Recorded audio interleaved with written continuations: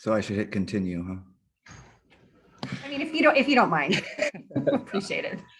Well, good morning, everybody. I'm pleased to be here, and I know many of you and should have the opportunity to meet the rest of you very soon. You guys all know Dana, who's in your territory and is serving on the CalBiz team. We are also expanding our team through a new unit called the Community-Based Solutions Unit, which will have some responsibilities in the broadband effort. So this is just really going to go over some of the things that we are responsible for, where we're at, and then how we can help assist you guys and what information dissemination is coming out in the future. Next few weeks to next month, we just had a broadband council meeting last week. And so we're doing a revision to the action plan with some slight adjustments to either key parties or some of the deliverable expectations and timing. That was just finished, and so we're probably going to post that in the next couple of weeks, along with the portal, which is going to have a lot of the information that we're going to all look at, and I can actually show you a basic screenshot of where we're at on that right now. So here is this new portal. It's in development right now. It's got different sections for our partner groups and for residents, basically outlining the different mechanisms of the action plan itself. So just take a look at that real quick. Okay. So GoBiz is charged with really 4 different principles all around funding and convening. And so we're title line on action plan item number 2, which is identification of funding sources, either federal, state, local, or philanthropic, that can be used as part of the capital stack to deploy last mile related engagements. So from the Golden State Network partner and to the rest of the communities, the way that we're looking at trying to focus some of this out is by starting with those that are in the last designation for the initial 18, middle mile deployments. So trying to make sure that those that are going to be receiving the first stage are as ready as possible to start delivering on the last mile expectations from that. And to do that, we're charged with a couple of things. One, to identify funding. Another is around process and process improvement as it relates to, say, standardization of permit processes across jurisdictions as much as possible, knowing full well that federalism is in place and you guys have the rights to determine what types of requirements are needed, but trying to get to the point of some similarities or some uniformity to allow for deployments to happen across jurisdictions in a more timely manner. In the in-jurisdictional things as well, we're hoping for process improvements to align with the NTIA guidelines on permit streamlining timelines, which is 30 to 45 days, and also trying to make sure that we have some relevance in the marketplace of the ISPs, knowing that communities are ready to be serviced and also have funding in place, have all the necessary requirements understood from both the local perspective and how to transmit that information to the ISPs, but also on how to accept some of their proposals. The third area is around adoption, and this is also going to come basically post last mile integration and is going to be a continuing effort. This is one that will probably never go away. It's going to last far longer than the overall scheme of deploying the broadband resources, because as evidenced by some of the history that we've seen and just the programs that are available now, they're all transmitted digitally and people don't have access to digital resources. So how can they actually obtain some of these things? So in leveraging our education partners, the CPUC, low-cost programs, the Vaccinate All 58, in some sense, the legacy of the Complete Count 2020, all these boots on the ground efforts are going to be part of this engagement. And so as part of that, our team has built this community-based solutions group. And so centered around basically similar to the construction of what the surf tables are going to be, we're depositing resources, technical assistance resources from our team into all 13 of those regions to support different efforts, not just what comes out of the surf table, but also all the long-term planning and engagement efforts that we're talking about, whether it be Sigma on the water side or broadband in this case. So those resources will be available in territory. We're in the process of hiring out the first tranche of 10. These are funded by us leveraging our existing staff through an EDA PWEAA grant over the 2020 period. And so they have a shared responsibility of also delivering a regional resource toolkit, of which broadband will be a resource in there for businesses and individuals as well. So that was basically all the things that we're doing. But if you think about it, our role is convener, disseminator, and provider of information, technical assistance. So if there are any things that you don't know who to contact, where to go to, that kind of stuff, we're the place to go to. If you look at action item, I believe it's number 23 on the adoption side, it's convenings with every major agency to ensure alignment on program definitions, alignment on grant applications, alignment on basically everything that could come in. So that way you have as much, or as I would say, as little redundancy in action, but a lot of redundancy in requirement. So that way things are a little bit easier to get through the system. So with that, I'll be happy to take any questions you guys have. And obviously I have as much time as you guys need. So shoot away.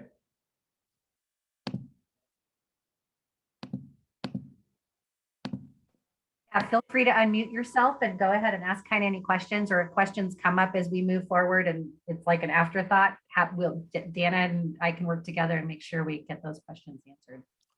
And if you just want me to go into more detail on any of the potential items that we're talking about now, say where we're on the process or some information you might want, I'm happy to provide that as well. Good morning, Daniel Milei. I am the IT Director and Chief Information Officer for the County of San Luis Obispo. What about communications with the public? Because there is a lot of confusion about what this means to the public. People think that probably we're going to magically extend, connectivity to very remote areas now that there is, between quotes, federal funding available. And we get a lot of solicitations. Okay, you are bringing fiber to this building. Does it mean I can get in my house 3 blocks away? And so I think that's an integral part of this discussion. And in a sense, we need to lower expectations, in my opinion. This is a first step towards, I call it the Eisenhower Internet Highway. This is just the beginning, and it took 30 decades to complete it. This hopefully won't take 30 decades, but 3 decades, I'm sorry. But on the other hand, I think that's an important conversation, because a special solicitation from private providers, AT&T, Verizon, everybody's reaching out to us, hoping that government, in whatever sense, city, county, federal, state, will make the large investment and they are going to monetize the investment.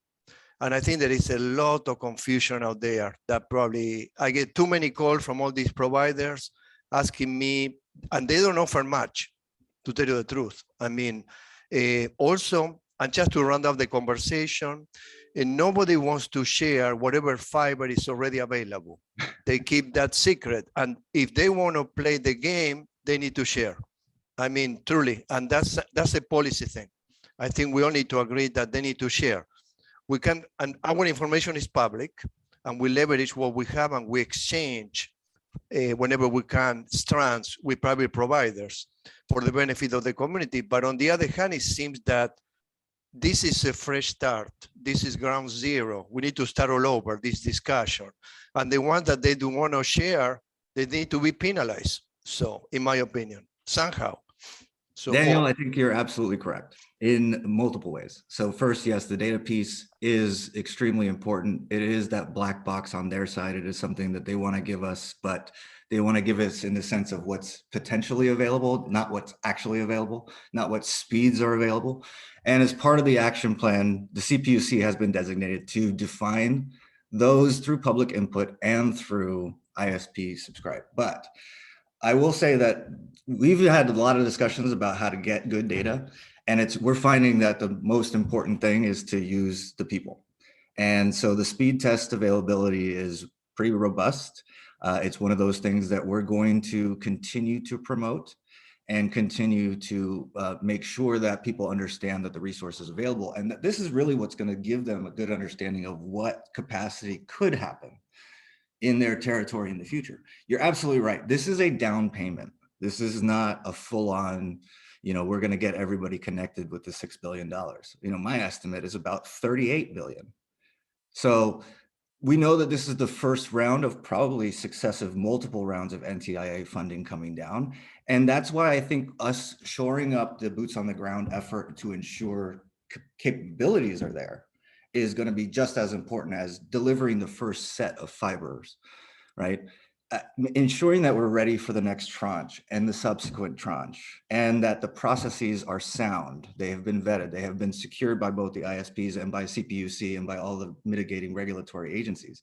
I think that is where we're really focused at this point, knowing full well that the information that's coming out makes it sound just like Maria and I are talking about. This is very much so like the Wild West, right? Everybody is clamoring for whatever dollars are available. And in some sense, it's about being more restrained in deployment at this rate, right? Having your plans really vetted and understood so that way you can deploy what is going to be the most valuable dollars at the front end. We know that it's going to be very expensive to connect a lot of people. And we know it's going to be very difficult, especially in the more rural areas. And that's really where the middle mile deployment is going to be most valuable, is by shifting some of that cost burden off. But yeah, you're right. They want to monetize it. They want to monetize the trunks. That's how they're going to make money. That's how this is going to work. So, but we have to make sure that there's balance, right? And that's what I think that you're alluding to, is getting them to understand that the balance comes from uniformity, but also consistency, and then the deployment of funds in a reasonable and assured way to deliver maximum impact.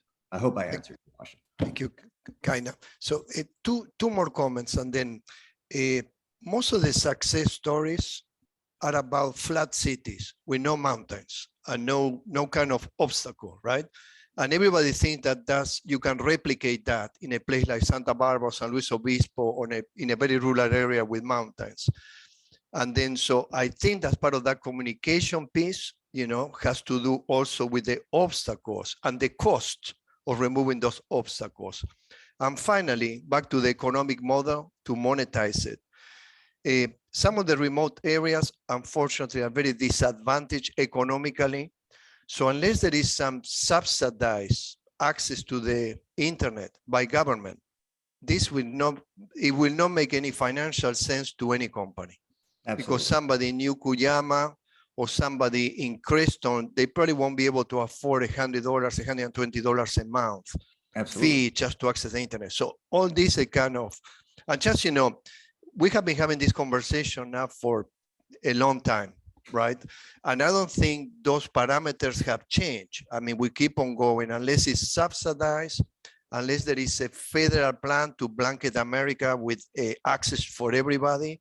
This is going to be a lengthy discussion with lots of disillusionment and disappointment, I'll leave you on that note. So. I think that's a big reason why we're on the adoption side as well, because as we understand which areas are getting access, we need to be deploying resources to get adoption. That will lessen the burden on the overall cost structure for the ISP, but also increase the coverage and increase the reliability of people in the network. So I think that you're spot on. That's why the adoption effort has to go in concert with the last mile deployment, so that they know it's coming, so that we can basically justify both sides of the equation. This is where it's difficult. We're on both the supply and the demand side. And that means that we have to be able to leverage those resources and those tools effectively. And since I was mentioning before that a lot of them are digitally available, it's going to require boots on the ground to translate that into, the dialects of the locals, but also to be able to give them that understanding that this is not something that you can be worried about, or, people don't like giving away information. People don't like it. And there's always that weird thought of, why am I getting this for free?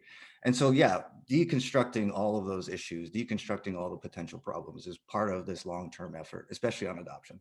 And I do believe that's going to take at least a decade, where we have good uniformity of understanding of what the tools are available. And some of these are going to come off and no longer be available, and some new ones are going to come on. And so we're going to know that as more deployment comes on, different programs will take shape, and we'll have to integrate those appropriately. Kind of in the last conversation I was involved with you, I detected a real sense of urgency. And I wanted you to talk a little bit about timeline.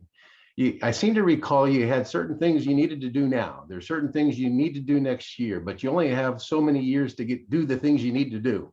I mean, and I really felt that if you could do a little bit more deep dive in terms of the timeline that you're executing to, that would be helpful. Sure. The existing timeline under the action plan basically has most of the deliverables due around 12/31/2023. And a lot of that is because of how some of the funding source came from. And so monies from ARPA, monies from various federal programs that require that kind of reporting, but also have distinct timelines and deliverables on them. Now, that's a big reason why we understand that the total monetization is going to be much larger than the 6 billion. Why 2.5 went into the middle mile initiative right away is because to do the construction on those is going to take 2-4 years, right? It's the whole execution window that we have on those dollars. So the rest of it, the last mile deployment, can be used on all kinds of things: technical assistance, getting ready, permit streamlining, action plan development, consortia build outs, like all these things that we're already using it for. And so at this point, I know that there's still probably about $1 billion in reserve, and then there's the 750 million in loan loss reserves to cover some of those say shortfalls on build outs. But yeah, the timing imperative is that we need to start identifying projects for that billion, I believe, as early as July to September of this year, to be able to stay within that cadence. Now, I expect that there's going to be a number of projects that are going to be able to be funded through that, and identified at that time. Whether it's going to reach that billion, I don't know if we're going to have a mad dash or not. It doesn't seem like it, because we are seeing a lot of action plans coming forth, a lot of potential deployments being shown. And people are, frankly, like everyone's so excited to try and get this money that I don't think we're having that problem yet. It may, rear its ugly head later once we've gone through some of the projects and seeing and done some scoring or stuff like that. But my belief in talking with CDT is that we're on a pretty good pace.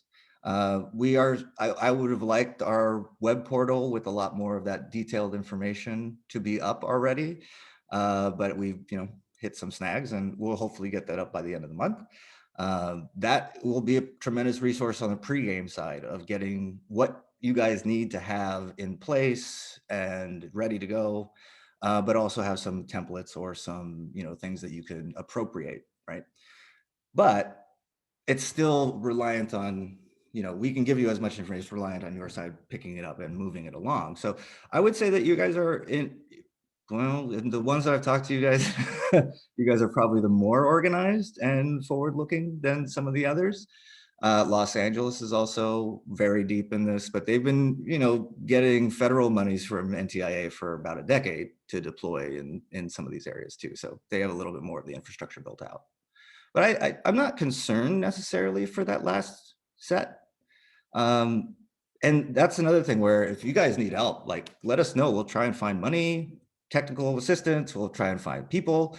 One of the things that we'd had to do was leverage our in-kind to get an EDA grant, which they were very happy to do, especially because one, we're providing a regional resource and then also providing direct assistance on broadband. And that was really why they wanted us to do that too.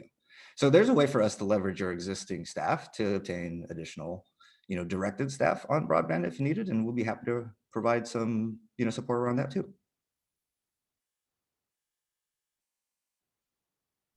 Thanks, Kaina. That's very, very helpful. Again, if you have additional questions for Kaina, you can go ahead and drop them in chat. We'll capture them. I know he has to jump off potentially a little bit early, but thank you so much. Very, very helpful. Excited to see GoBiz involved in the process, and also excited to see your website. We're in our Santa Barbara County project. We're like trying to figure out what resources are best for digestible consumption. And thank you to Gladys from CETF. Yes, we've been deploying the get ready guide that she dropped in chat. So if you can capture that, the getting connected deployment guide, I have shared that with as many people as I can, but if you don't have a copy of it handy, please click on that link and download it. It's really, really helpful for the public sector to have. Yeah, and until that website goes up, if you're in the question of where do I find this, just shoot me an email. Yeah. Yeah, before we leave, can I ask a question, kind of? Absolutely. And then you can So- just take it over from there, Barbara. So you mentioned, I think it's going to be pretty transparent, the public sources of funding relative to broadband, but you mentioned that you guys are also looking at philanthropic sources. So how will everybody be able to tap into that or identify those as potential resources? That's a great question. So we're just now wrapping in the senior advisor for, what the heck is her title? Social innovation. Kathleen Kelly Janis, who basically handles a lot of that that shop, the philanthropic shop. So in talking with her, we're trying, there's been a distinct clamoring from the philanthropic space to deploy resources into this effort. We're talking to her on some of the ways in which that money can be used to support the existing grant programs that are out there. So in some way, I'm trying to fashion it kind of like as grant match plus reserve for overage, because we know that just in the last 12 months, costs for construction related projects have gone up 200% and down 100% over the same 18 months. So this is going to happen here. We need to have some financial flexibility, and that's where I really think that they could serve as tremendous partners on a statewide effort. Or if there's more targeted, if they want to stay within geolocalities or regions, to kind of place them in areas that they serve as like an intermediary, or maybe they could do front load. So on the preparation of documentation or grant applications and stuff like that. So trying to find where to place them effectively is really where I'm going to look at you guys too. We don't know necessarily what gaps on local to state programming would be necessarily, and some of the other costs that are associated with deployment on a local level. So if we can get them to defray some of that, or to create some sort of reserve pool to where we can close out projects in a more consistent manner, thereby alleviating resource demand for other places, I think that that's probably another area that we're going to look at. Because there's only so many construction folks out there too. It's a calculus. It's tough. Yeah, then there's requirements on the construction folks to have a certain level of certifications or contractability. So there's that's still, I know that some of that's still being worked out as well. Thanks again, Kaina. Barbara, I'm going to hand it directly over to you. Okay. Kaina. Oh, hi, everyone. Thanks so much for engaging in the conversation this morning. And I want to piggyback a little bit. You're going to hear some of the items that kind of touched on, you might see pop up in my presentation as well. But overall, just want to leave you with some wisdom from where we sit, which is a step below the state of California, and just take a minute and tell you about RCRC. So RCRC is Rural County Representatives of California. We are an organization that represents 38 of California's 58 counties, those that are, as the name would denote, among the most rural. And I will say that today, San Luis Obispo and Santa Barbara, our newest member county, are both members of RCRC. So within RCRC, just so you know, we have really 4 divisions. One is a government affairs, lobbying and advocacy arm, and we have about 8 lobbyists on staff right down the hall here from me, who lobby on behalf of our member counties across the street at the Capitol and in DC at the federal level as well. We have the economic development team, which I am a part of. We have our business development team, which is engaged in financing around housing and energy. And then we have our internal operations team. And all of them are going to play a role in what I'm about to share with you here. So with that, I'm going to jump into a shared screen and share some slides with you. You all see the full screen? Great. Okay. So as we've all been discussing so far this morning, there's a lot of money coming in, and some call this a once in a generation investment, certainly in broadband. In a lot of things, but certainly in broadband. And what you see on the screen there are just some of the things that we hear regularly from our member counties. And it's said in a tone with a little bit of panic and anxiety. But you see there at the header, fortune does favor the bold, as the saying goes, but really strategy and patience are needed too. So to piggyback on Bill's question to Kaina about the timelines, yes, there is a clock on this money, on the federal dollars coming down, but really don't panic and spend that money to the first few people that knock on the door and ask for it. Really, this is an opportunity for local governments to step up and have it, pull back that chair and sit down at the table and be part of that conversation. Because the business model up until this point has been really led and really capitalized on by the private sector. And as of, you'll see here in a minute, SB 156 kind of upended that and put government at the table as well. And we really want to get you all prepared as local government representatives for what's coming. So just what's coming, we've talked about it, and I just wanted to draw your attention to a resource piece that we developed, and it's sitting on our website that you see there, goldenstateconnect.org. And we went ahead and identified at the request of our board members, who are supervisors from each of the member counties, all of the federal and state sources of funding relative to broadband, and then identified, as you see across the top of the screen there, what really the focus of those funding dollars are. So whether it's adoption or broadband deployment or planning aspect of broadband, we really kind of broke it down.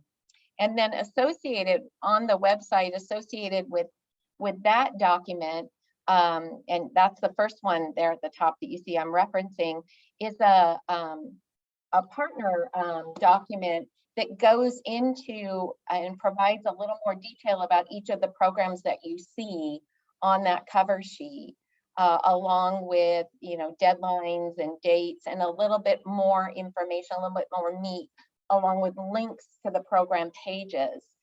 So we really wanted to kind of make it seamless for our member counties and the people that live within them to access that information.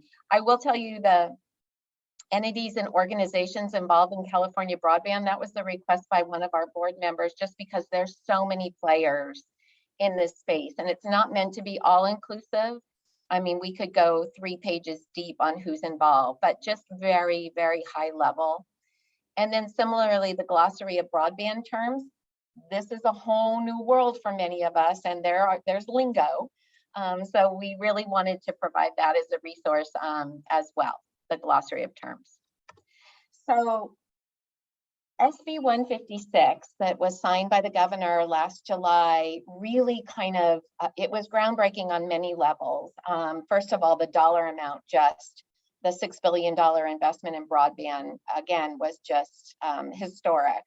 But in addition to the dollar amount, there were some key components of SB 156 that really, again, upended the way broadband will be delivered going forward from the time that bill was signed last summer. And not the least of which is the state is getting into the game as far as middle mile. So 3.25 billion of the 6, as you all know, is devoted to that open access middle mile project that the state is undertaking. They are doing so, actually, it lays out a partnership between the CPUC, the California Department of Technology, and CNIC, which is the third-party administrator. So CNIC established a new entity called Golden State Net, under which all state middle mile projects will fall. So as Kaina mentioned, those 18 initial sites were announced, I think it was last November timeframe. And what Golden State Net has been doing, and there's a binder on my credenza right here with all of the information, they have done all of the analysis on those 18 sites and delivered that information at this point to the California Department of Technology for review. And I mention that only because I want you to know that things are moving. To Kaina's point earlier, yeah, there's a clock on these dollars. be patient, be strategic, but at the same time, things are happening behind the scenes. Now, the analysis that CNIC or that Golden State Net has done on those 18 sites isn't available for public consumption as of yet, because CDT is reviewing it. But what they're doing is looking at not only the middle mile infrastructure piece, but they're looking at who the last mile providers could possibly be within those areas. Now, it doesn't mean that's who's going to deliver the last mile service. But the nice thing about their approach is they're not looking at it just as a stranded asset. They're looking at it holistically in the communities in which that middle mile open access piece that the state will build is going to be located. The other thing, again, non-monetary, it was included in SB 156 is for the very first time ever, local governments are invited into the conversation, and they were invited in a big way. And I'll say this because Rural County Representatives of California is a county-led organization, but in SB 156, we were able to get language in there that specifically stated that counties could own, operate, and maintain broadband infrastructure. Before SB 156, counties were not named in statute as being able to do so. So again, that opens up the opportunity for counties to either have a seat at the table and decide what level of engagement they want to have. Do they want to be all in and own, operate, and maintain, or do they just want to have a hand in directing where that broadband goes? But I think everybody on this Zoom meeting would say that local governments need to be involved. This cannot be a private sector driven, singularly private sector driven industry anymore, delivery of service. And it really does, as kind of mentioned, it acknowledged in statute that broadband is a critical piece of infrastructure. It's not just a nice to have anymore. The other thing that it did was that's important to keep an eye on, and actually the staff report came out on March 2nd, which I think was Wednesday of this week, on the last mile federal funding proceeding. And it looks like the CPUC is probably going to take it up at their commission meeting on April 7th. So we're getting really close to that last mile federal funding, which is the first tranche that will be available again to local governments as well as to ISPs. So it really did. SB 156 was historic not only from a dollar investment point of view, but also in some of the non-monetary aspects that it established.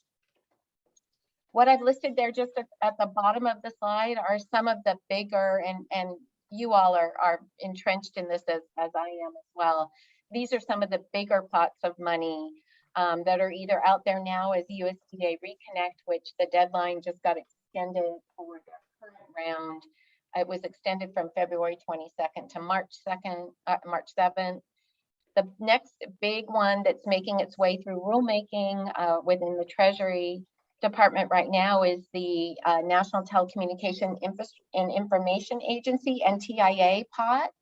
And that's, again, unprecedented $65 billion that will be distributed across 3 programs that include digital equity, adoption. It establishes the Affordable Connectivity Plan, which is the dollars that will be available to lower income folks and households meeting certain criteria.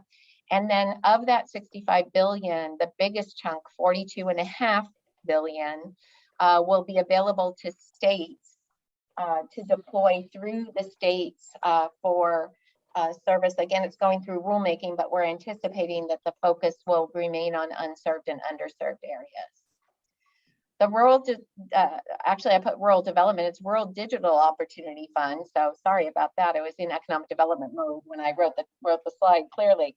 But the Rural Digital Opportunity Fund, otherwise known as RDOF, round 3 will be coming up. It hasn't been a date established yet, but as awardees from round 2 do not qualify, they do not file their long forms, and we have a big awardee in California, LDK, who had a lot of addresses in California, has not yet filed their long form.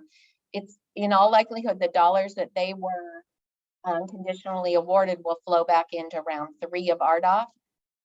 Another one who hasn't filed their long form as required to claim those RDOF funds is SpaceLink. Again, had a few addresses, more than a few, but a few addresses here in California to serve. So right now that pot's at 11+ billion, but it could be more as time goes on.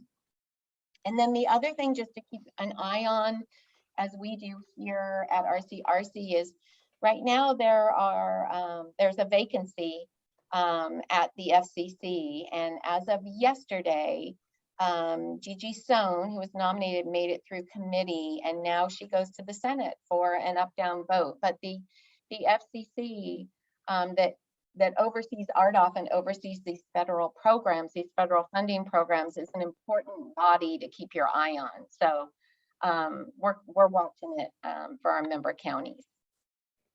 So what I want to talk about now, and this is kind of fun because my background is all economic development, and economic development is rooted in creativity and innovation. It's you got to do what you got to do to get the deal done. And the fun part, I think, about broadband that lights me up whenever I get to talk about it is there's a puzzle out there right now with all of this funding and all of the partners, and it is time to get creative, innovative, and collaborative. I mean, this is not business as usual. So there are opportunities out there that and people should be talking to each other that heretofore didn't even know each other. And I want to mention just a couple that we are pursuing or that we've engaged in, and then encourage you to think beyond just the ISPs. The ISPs will be an important part, no question, going forward of broadband deployment, but there are other partners and other collaborative relationships that should be looked at. So, for example, there are partnerships that we've developed through state agencies where broadband funding is a line item in their budgets, such as state libraries or state parks. So we're in conversations right now, by way of example, with the contractor who won the award for fixed wireless broadband deployment to and through state parks.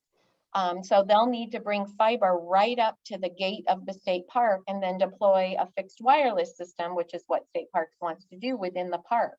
Well, if they're having to invest in that broadband, in that fiber right up to the front door of the park, that's an opportunity for a partnership. So either leasing of some of their strands or working with them to put points of interconnection in for other last mile users to pull off of. These are the opportunities that we're exploring with agencies, both at at federal agencies. So by way of example, U.S. Forest Service, we work very closely with here at RCRC on another program. We're talking to them about their broadband deployment in U.S. Forest Service land, similar to state libraries, state parks. I mention all of this just to kind of give you all an idea of those are entities that used to work in isolation in the proverbial silo. And they are hearing now at the federal level and at the state level, it's time to throw open the doors and have conversations. So get creative and think innovatively about who you can partner with or who you can put together. Maybe you put an ISP together with a federal or state agency that has the same goal, but to a different audience. The other thing that I want to just touch on really quickly is financing options. You know, there was conversation earlier about some areas you're going to need subsidies to reach, and absolutely some areas you are going to need subsidies, and that is quite honestly what these public funds should be used for. These public funds should not be used to make an entity that's already profitable more profitable. These are limited, precious resources. And as such, we here at RCRC are looking at ways that we can utilize the public money in a way that leverages additional private investment.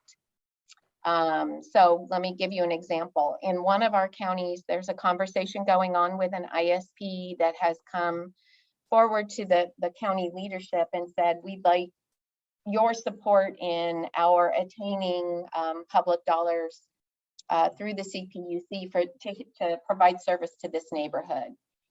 And to that county's credit, they said, you will have our support in serving that neighborhood, but we also, while you're going down the road and getting to that customer base there, we want you to go into this neighborhood as well.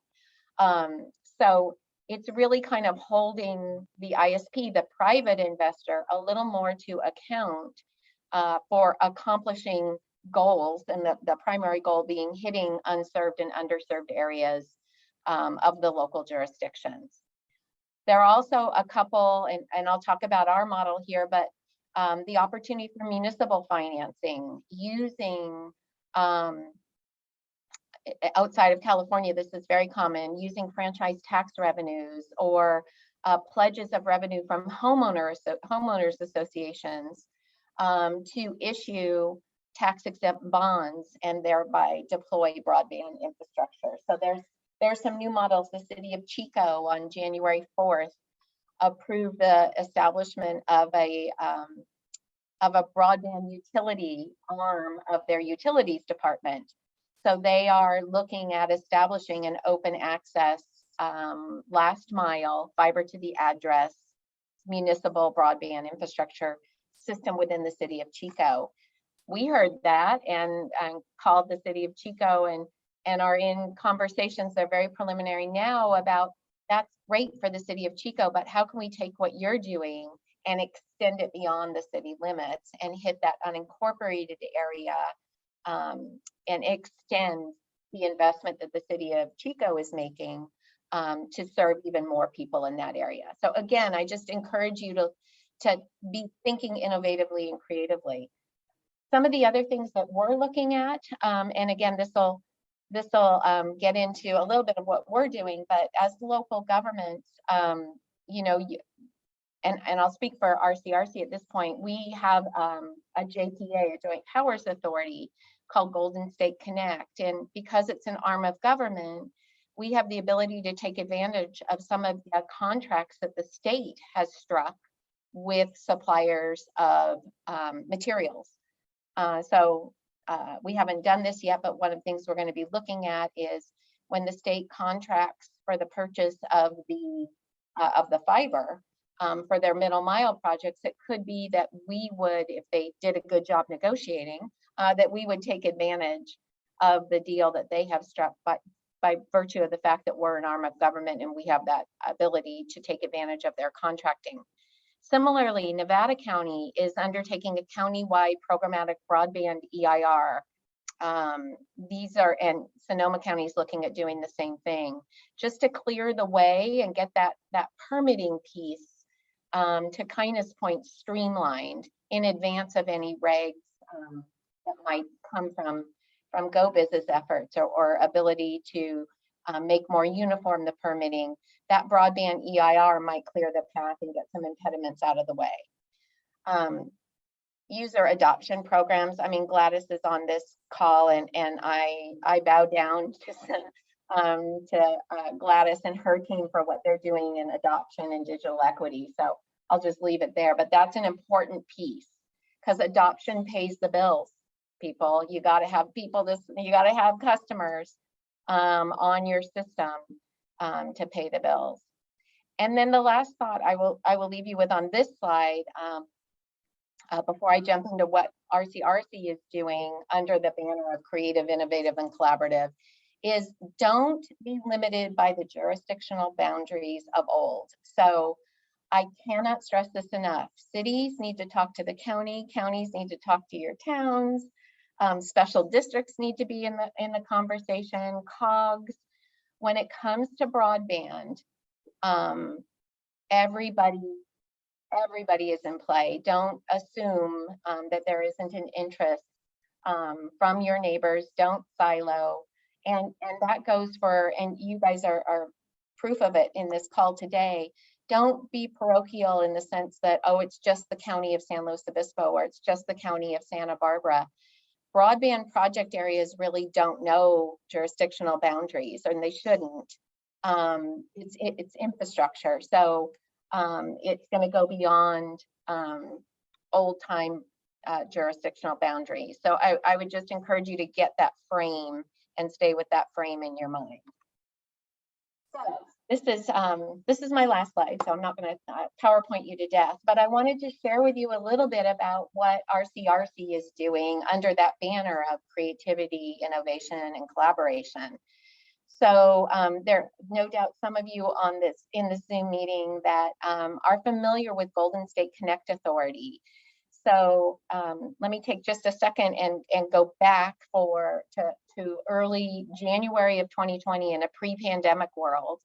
RCRC looked, kind of assessed our broadband related efforts and realized that it was almost exclusively at that point on the lobbying and advocacy side of the house. And it was really just kind of hanging on to what our rural counties had. It wasn't anything proactive, or we weren't able to lean into it in a meaningful way. So what we did internally was we said, okay, we're going to change that defensive stance to one that's more proactive. We're going to take an active role in policy formation at the state level relative to what our counties need. And similarly, that was our government affairs team. What we did in the economic development and business development side of the house is we identified models across the United States that could be deployed, or that had been deployed outside of California, that could be deployed in our rural counties to get the job done.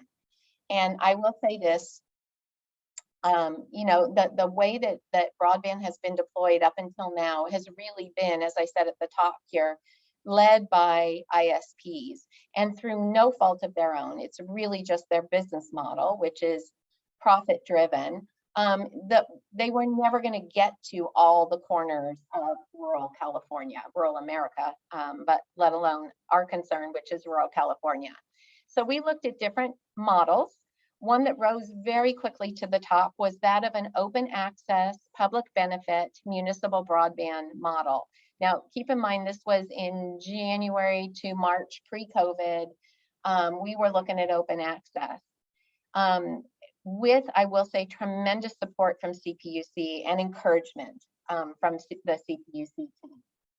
So we went down the road in 2020 and actually participated in the first round, or in the second round. What is the second round of RDOF funding?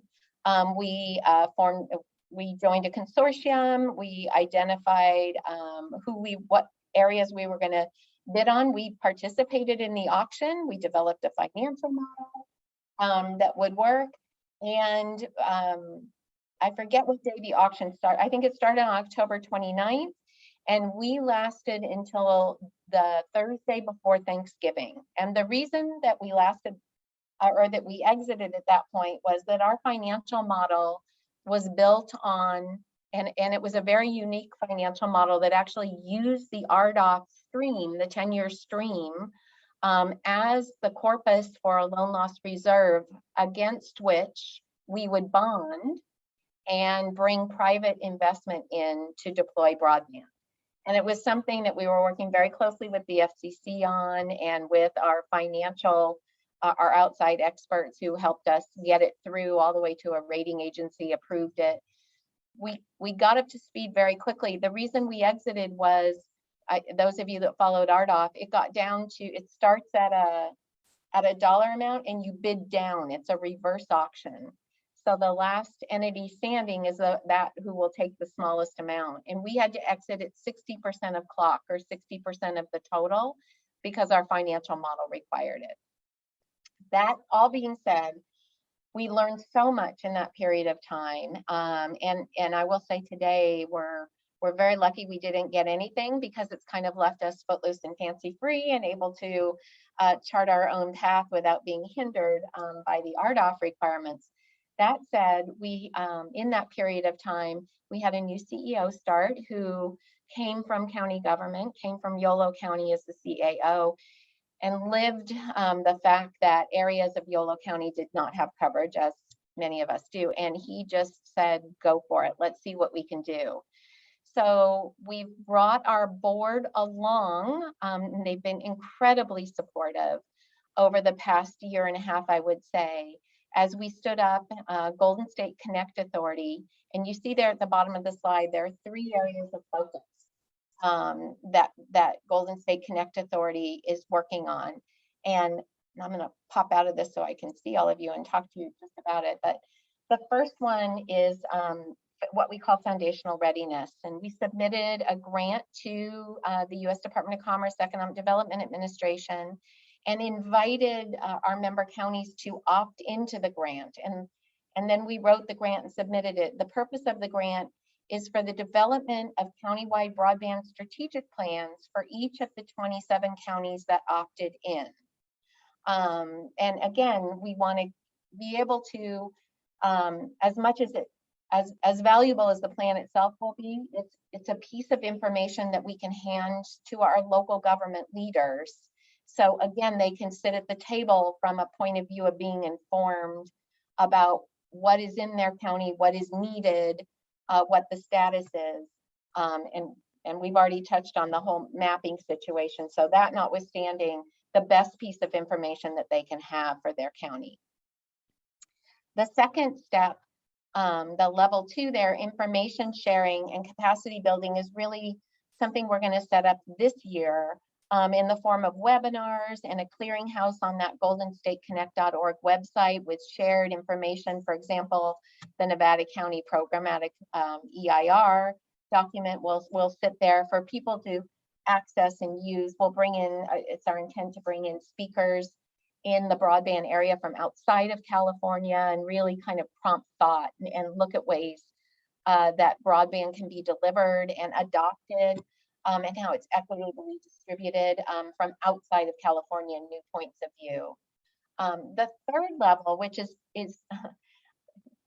last but not least, one would say, but it's the biggest lift, is we, under the banner of Golden State Connect Authority, are going to undertake the development of an open access public benefit municipal broadband system in California. So what that means is, and let me preface this by saying the 38 counties we represent represent nearly 60% of the land mass of California. So it's a big area. It's going to require many solutions, many partnerships, lots of innovation. So we're not launching this under the, I don't want anybody to think that we're coming in thinking we are the be all end all. We are but one solution amidst the many that are needed. But we are in the middle of a 3-prong review phase where we are analyzing project areas that will be rated and ranked as far as 1 through 6. We have a tranche of 12, and we've broken them into 2 groups of project areas, and we're doing a deep dive into the initial 6 that meet our criteria for, again, the financial model that we've developed. We will use public funds, either the loan loss reserve identified under SB 156 or other federal funds that we're evaluating currently, against which we will bond and issue tax exempt bonds, again, Golden State Connect Authority being an arm of government. And then the bonds will be sold and purchased by private investors, and we will deploy that private investment in the building out of an open access public benefit municipal last mile broadband network. So we're introducing a new model to California. It's done here and there, but we're going to introduce it in a more significant way. And to the conversation earlier, Mr. Millay mentioned about the need to some areas that may require subsidies. In our model, for some of the areas, and you can imagine, rural Alpine County, rural Plumas County, there could be areas of, certainly are areas of San Luis Obispo or Santa Barbara that are more mountainous, or, they have geology that's challenging. I will say a couple of things about that. We're looking at our motto is fiber first. We are focusing on fiber with the understanding that fiber will not be able to be deployed everywhere. So there may be other technologies that will be brought in, but we're really focusing on that long-term prioritization of fiber delivery, fiber infrastructure. And I will say this too, that we are not going to go into an area where the local government does not want us, number one, or is not willing to work with us. We're really looking at this as a partnership with the local governments and the consortia, the CPUC consortia members. It's really, we're looking at this as a team effort. So the first time that you see us is not going to be as it is sometimes with ISPs at the permit counter or in front of your elected body. This will be a partnership from the get-go. The other thing is, and I was asked just recently, is if somebody says they're going to service an area, does that mean that Golden State Connect will take it off their list? And the answer is yes, possibly. If the service that person has said they're going to provide is substandard, and substandard is a moving target because the technology changes, but we're focused on really on delivering gig speed as an opportunity, because we're of the mind that gig is available in urban areas. There's no reason why it shouldn't be available to rural California as well. So if a provider comes in and they're only willing to go, to that 120 or in that neighborhood, could be that we would come in and develop our system there. It really is going to be a case by case kind of analysis, again, in partnership with the local government. So we'll learn about who is there and who's providing service and what level of service. I will say this, that the areas that we're initially focused on, there's a very high level of unserved addresses and underserved addresses. So really that's our area of focus, is on those areas. Again, utilizing these public assets to leverage private investment over time. So I'll stop there because I know that there's probably some questions and conversations that should occur.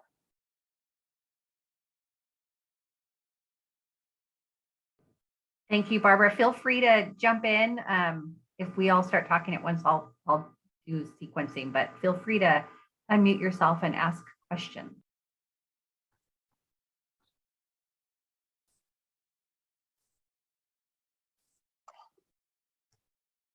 I love it. No questions? Go ahead, Lorelei. All right, I have a question. I'm just really curious what you might be doing in our region in San Luis Obispo County. It sounds like we are a member, our county is a member of RCRC, and I'm never really run in this circle, and I'm curious how we work together, what you might be doing in this region, if there's anything you can share.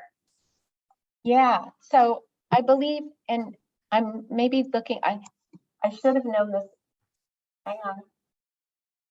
I think that San Luis Obispo opted into the grant.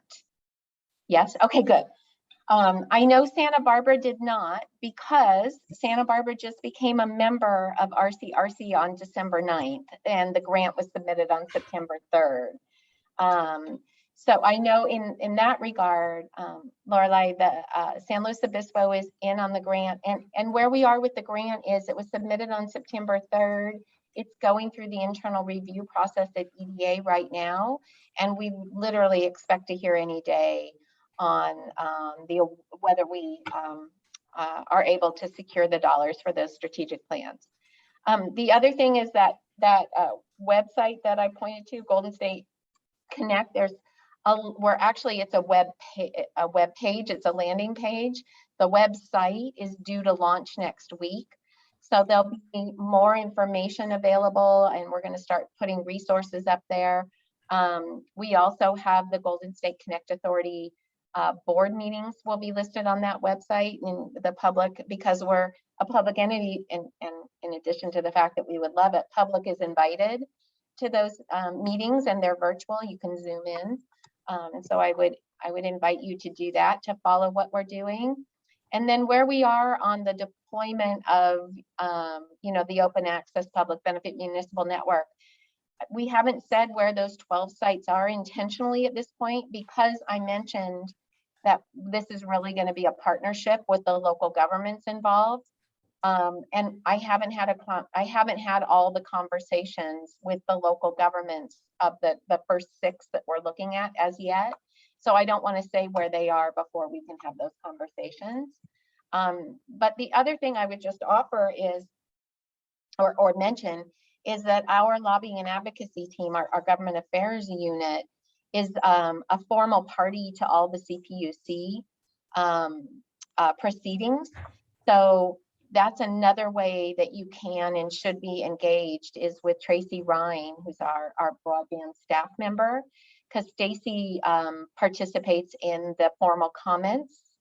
And the way that she writes her comments is with input from our county folks.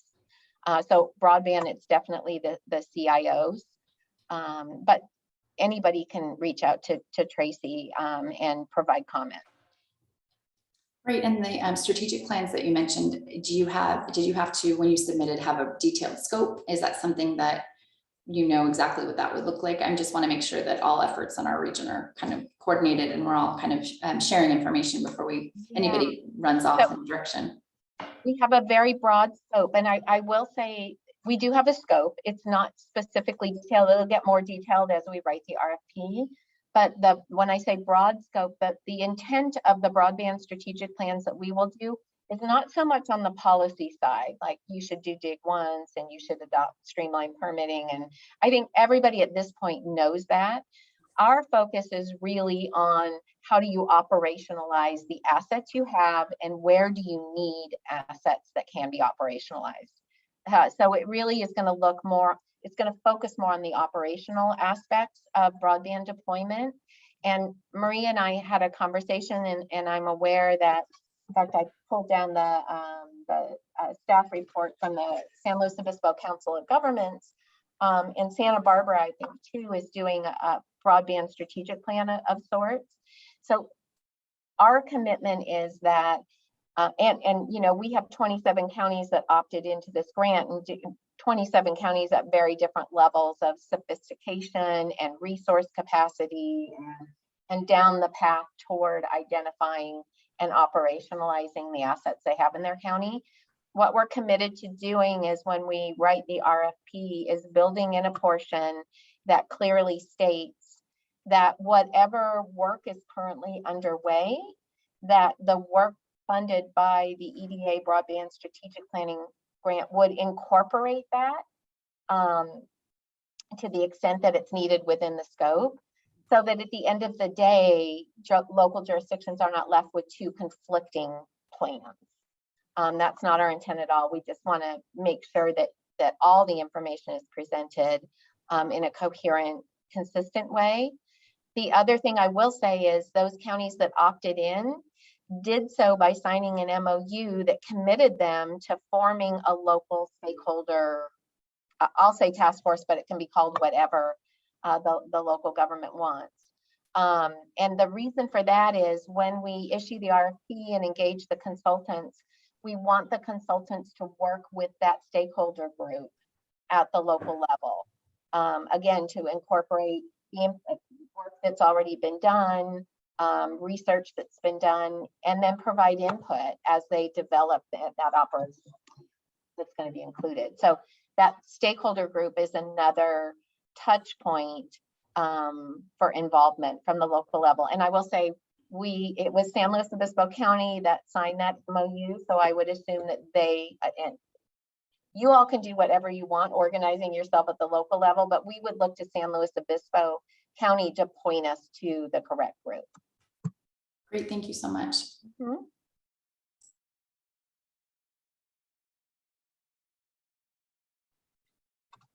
And sorry, Barbara, just to clarify, so when the decision comes out in a few days on the funding from the EDA grant, it's not like for the counties that opted in, it's not like some of those counties would be cut, right? It's kind of that's not the same. You mentioned when you're looking at the 12 sites for the on actually creating that, I think you're calling it the open access thing, that's where you're making a cut, but not on the strategic plan. Right. Okay. Yeah, those are two separate and concurrent efforts. So the broadband strategic plans are part of the EDA grant that hopefully, again, we hear positively in the next few days or weeks. And then that analysis on the first, the initial project areas that Golden State Connect will look forward to deploy that open access network, last mile network, separate processes running concurrently. Barbara, I have a question. That would ask that you would comment. We've been in a discussion in various stages with various counties on the middle mile, and we've learned that not all middle mile is the same in terms of the way people approach the process.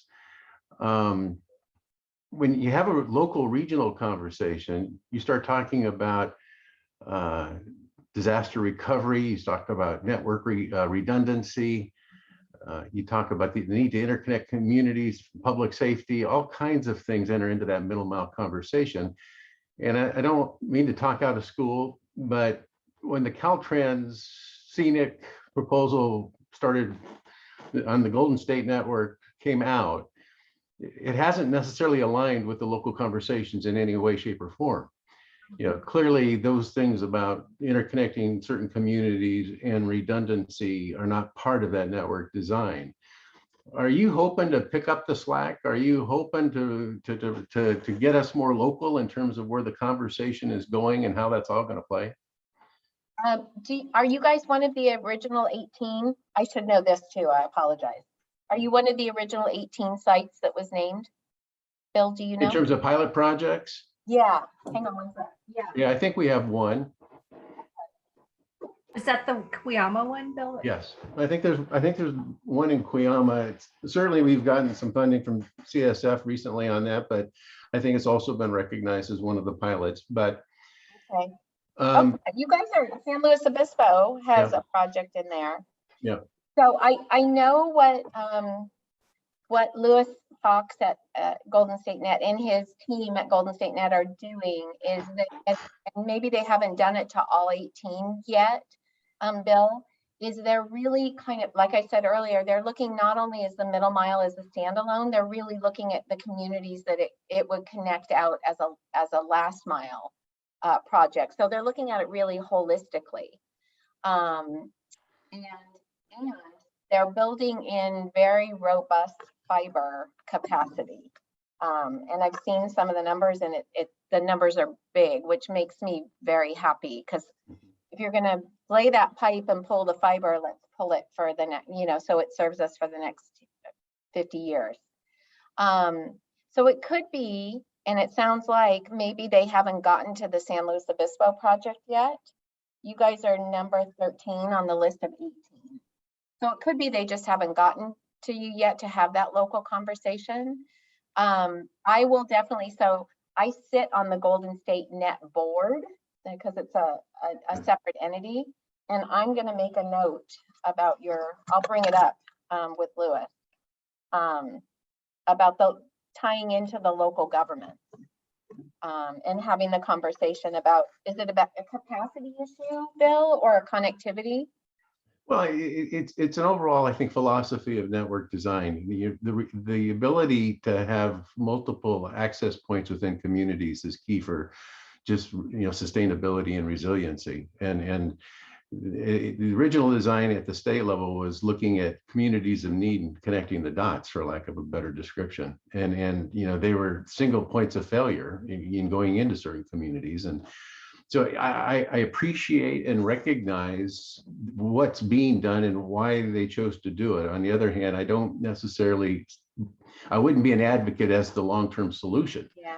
That you're going to need much more robust throughput and capacity in all our communities with multiple points of entry to be able to, if you have a backhoe take out one line, you don't want the whole community to go down and keep mission critical type needs and applications. So And I will say for the middle mile piece, they are developing redundancy as part of the plan.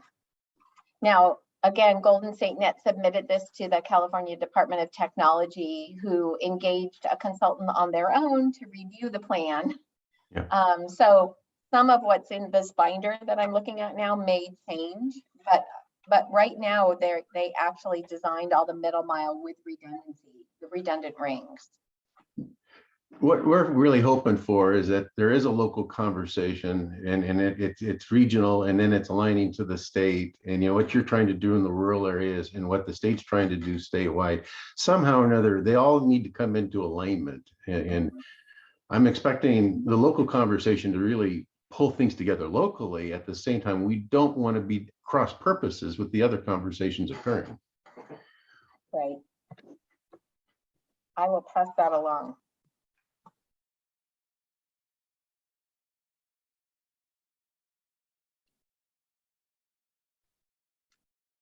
Any other questions while we have Barbara's attention?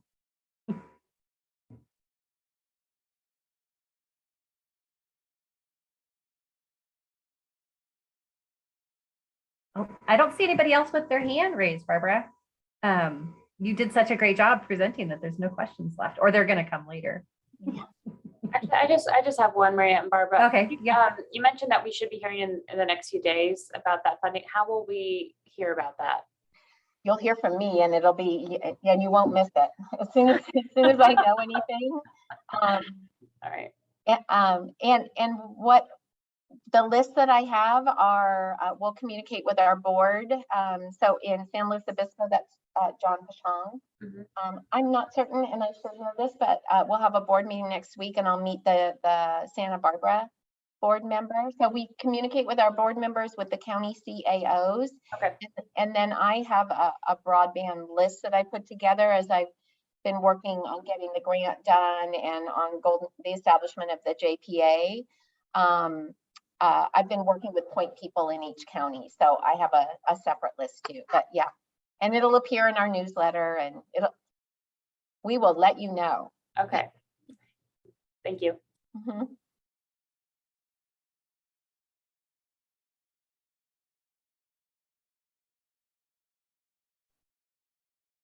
Thanks again, everybody, for attending, which is hopefully the beginning of many, many more conversations.